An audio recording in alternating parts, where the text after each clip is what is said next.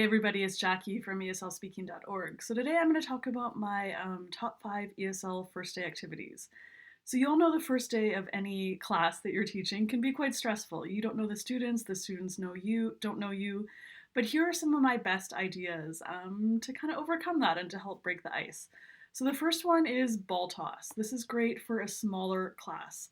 So get a beach ball and then in permanent marker write a whole bunch of kind of get to know you questions on the ball. Then you toss the ball from student to student, and where they catch the ball, wherever their right thumb is, that's the question that they have to ask. Super simple, but it's a fun game to play. Next one is find someone who bingo. So this is just like kind of a regular bingo thing, but students fill in their cards with things that they might ask their classmates to get to know them, like who has a pet, who's 21 years old, who grew up in Vancouver, etc. So you can have a list of possible choices and students can fill it out. Or you can get students, advanced level students, can just make up their own cards. Then they circulate around the class talking to their classmates and try to get one line or to the whole grid or however you want to play it. All right, next one, toilet paper. So bring in a roll of toilet paper or some candies, wrapped candies are also fine. And then tell students they can take a certain number. They can take, I usually say between 4 and 6 pieces of toilet paper. And then I put students into small groups of 3 or 4.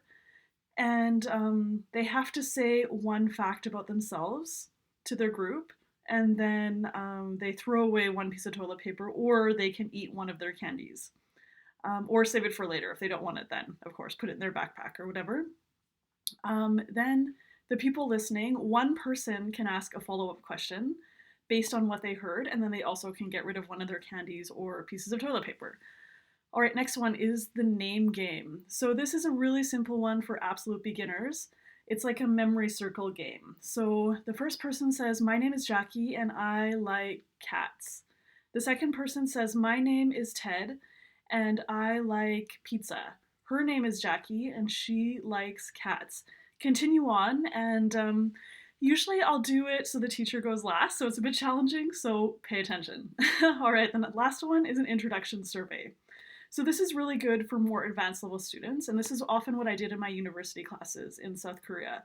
So I make up a survey with a bunch of common questions that I think some students, but not all the students, will say yes to. So for example, has a brother, is in second year, grew up in a certain neighborhood, has gone skydiving, etc.